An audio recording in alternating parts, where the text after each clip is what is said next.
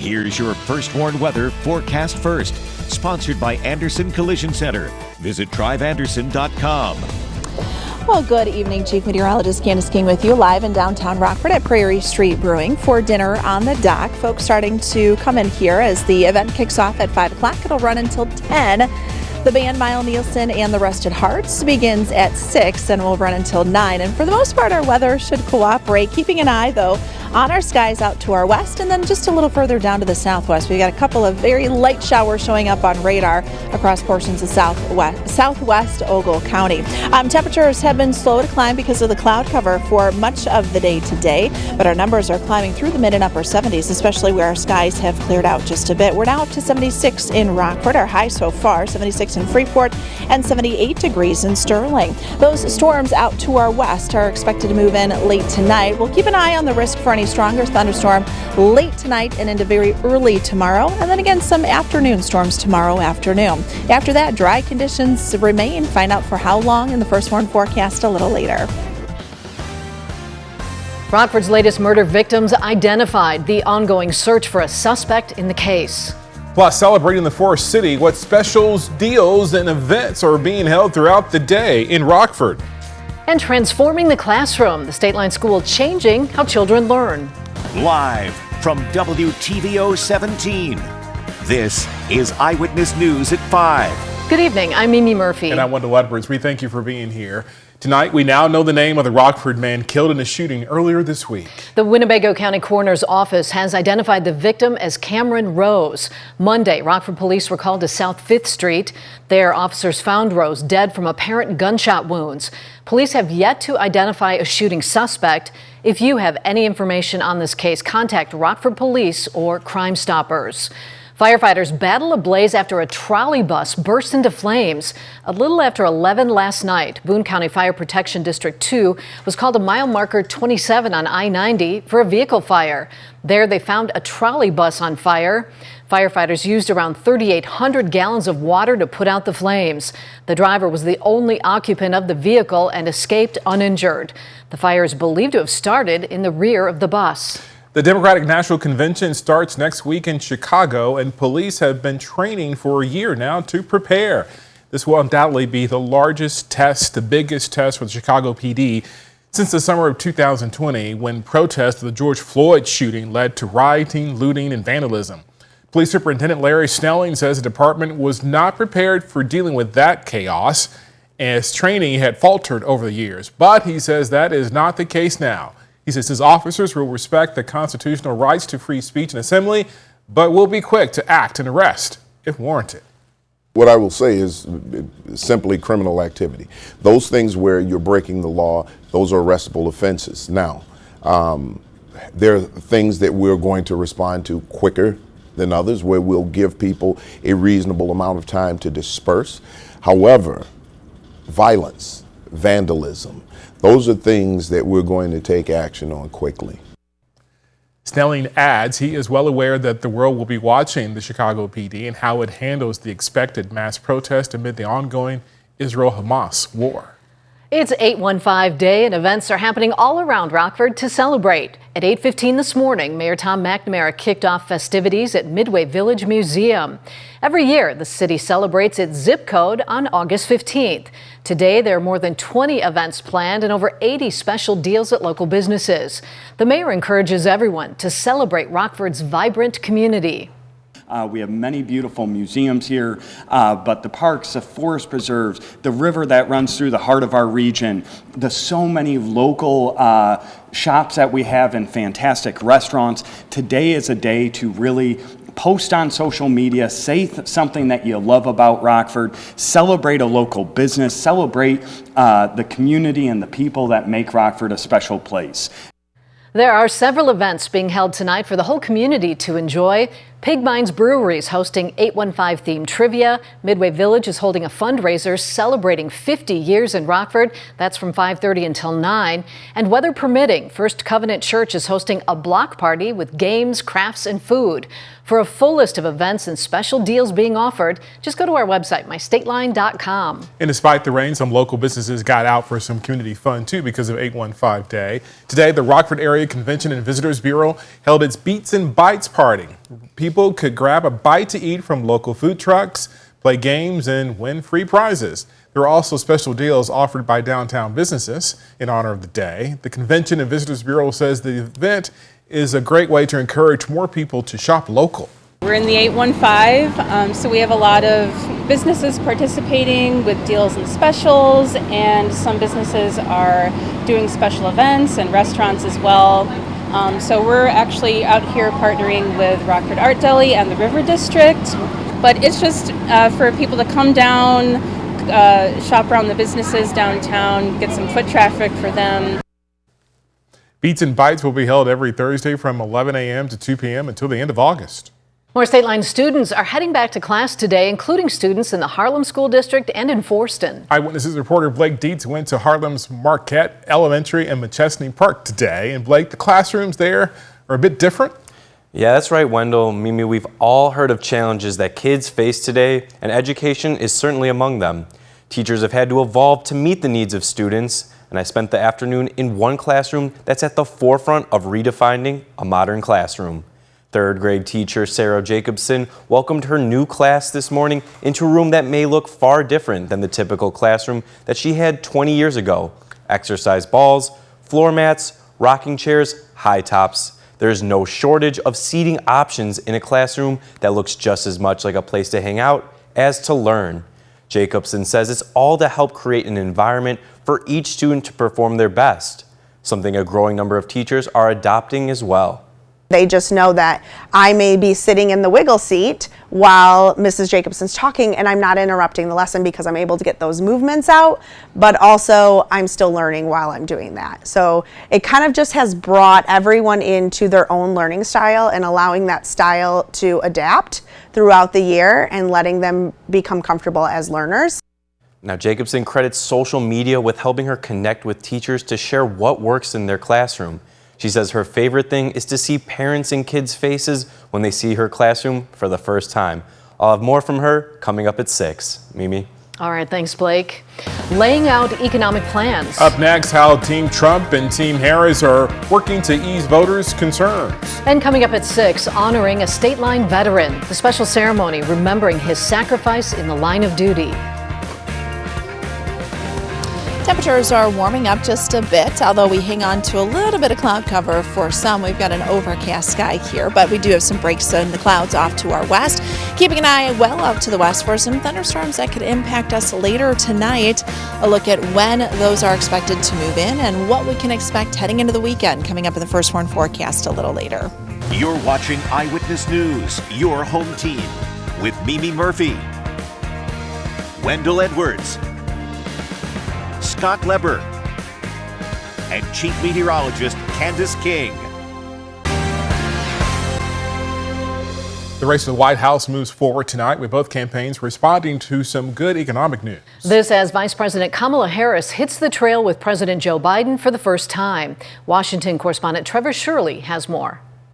This week, both campaigns are leaning into their economic messages as many voters remain concerned about the economy.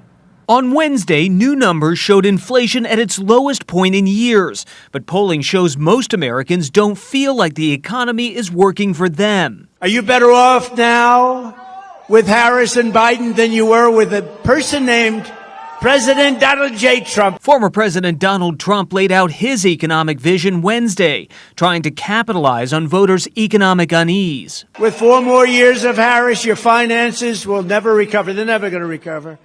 Our country will never recover, frankly, more importantly. The Harris campaign responded, accusing the former president of ignoring positive economic indicators like low unemployment numbers. Unlike Donald Trump, I will always, I promise you, put the middle class and working families first. While admitting over the weekend, work remains to be done. While our economy is doing well by many measures, prices for everyday things like groceries are still too high. Thursday, Senator J.D. Vance also laying out his campaign's economic message. I want everybody to be able to stand on their own 2 feet, but they're not going to be able to do it if Kamala Harris is dedicated to destroying the energy and manufacturing economy of Western Pennsylvania and the whole country. As the vice president is slated to address her economic policy specifics on Friday. And today, Vice President Harris and President Biden hit the campaign trail together for the first time. One of their primary focuses will be lowering prescription drug costs. Reporting in Washington, I'm Trevor Shirley. Here in the state line, we have a chance for storms later tonight. After the break, Candace details the timing and the quiet weekend ahead.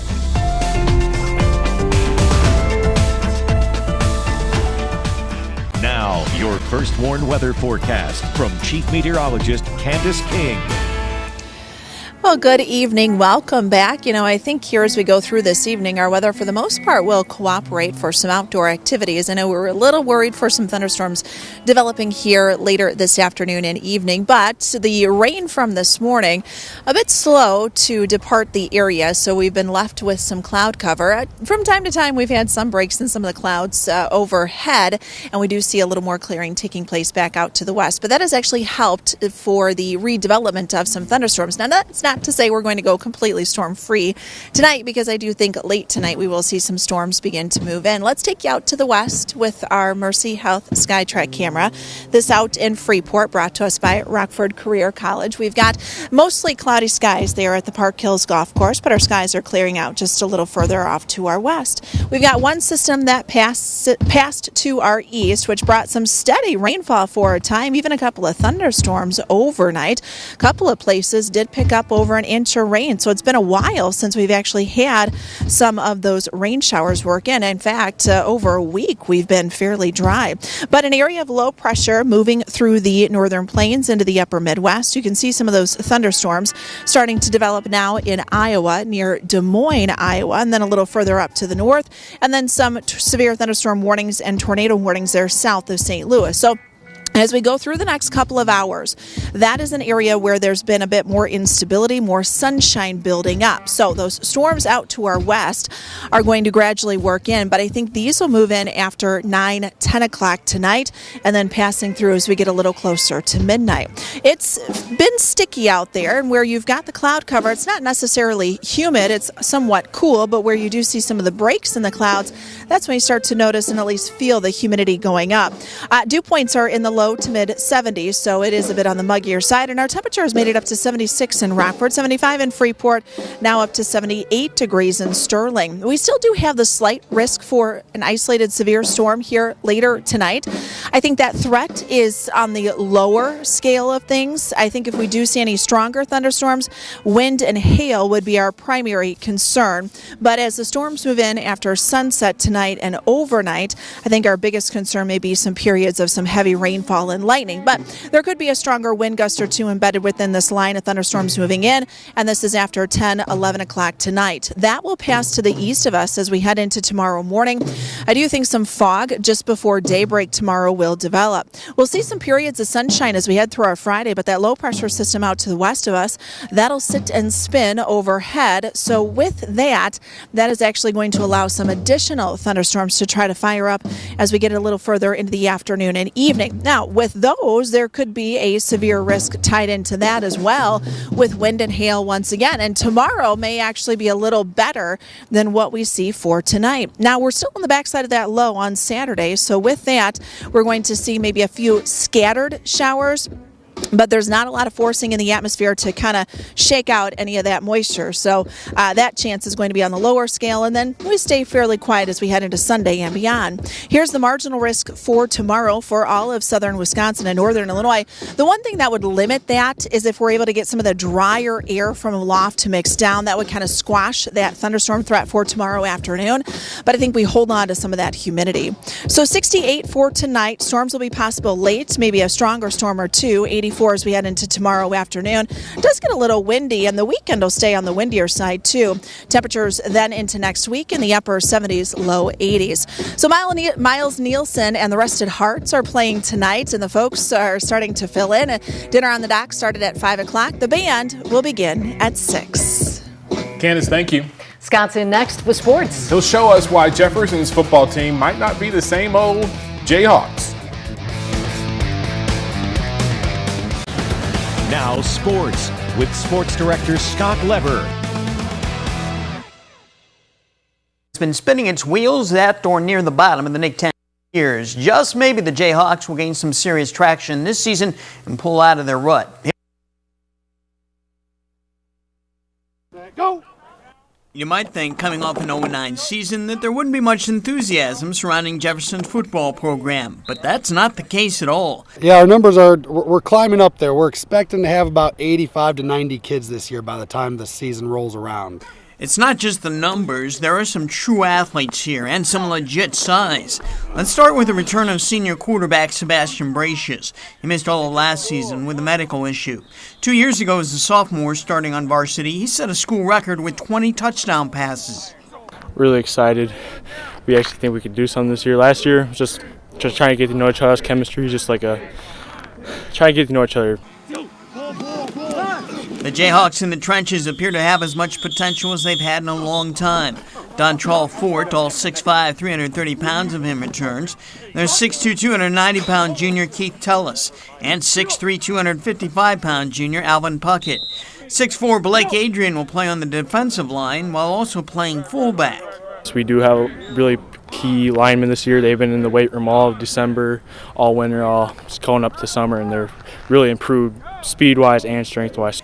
Senior tailback LaShawn Gathright is solid as a tank. He led the team in rushing last season, and Gathwright's even better when he lines up at defensive end, where he was first-team all-conference last year. You know, I've coached a lot of football down in the South and at the college level. LaShawn has the highest motor of any kid I've ever coached in my life. A guy to watch at receiver is Mike Townsend, an athletic basketball player who's come out for football, and he looks like a natural running routes and latching on to Bracious's passes. It's very natural, but it's the little things that matter that I need to improve on, so I'm getting better every day and day. Dante Love gives the Jayhawks another weapon. He'll be a receiver, but he could also throw some passes. He stepped in at QB last year while Bracious was out. This could be a versatile offense, but Casasa is firm in wanting the Jayhawks to be a run-first team. Our core identity is we're a running football team. We're going to run the ball. On defense, most of those big offensive linemen will swing over to that side of the ball, with Gathright joining them on the end. Bracious, get this, will be the Jayhawks' starting middle linebacker, taking more advantage of his big frame. Basketball point guard Zaire Hudson is out for the first time and will play in the secondary. And talented freshman Jay Shack will see lots of action at linebacker. I have another Nick 10 team on tap for the second half of our two-a-days tonight, the Boylan Titans. That comes your way at 9 and 10. That's sports. We'll be right back. Well, we've got a mostly cloudy sky, although some breaks in the cloud cover, especially out to our west, allowing temperatures to warm into the upper 70s. Keeping an eye on some thunderstorms to our west that'll move in late tonight. I think more after sunset and closer to about 10, 11 o'clock here this evening. Temperatures tonight will drop back into the 60s. It'll be a muggy one tonight, and we've got a few stronger storms that could have some heavier rainfall. Keeping an eye on an isolated severe threat for tomorrow afternoon, 84, upper 70s, low 80s into next week. Thank you, Candace. And thanks so much for watching. We'll see you again at 6.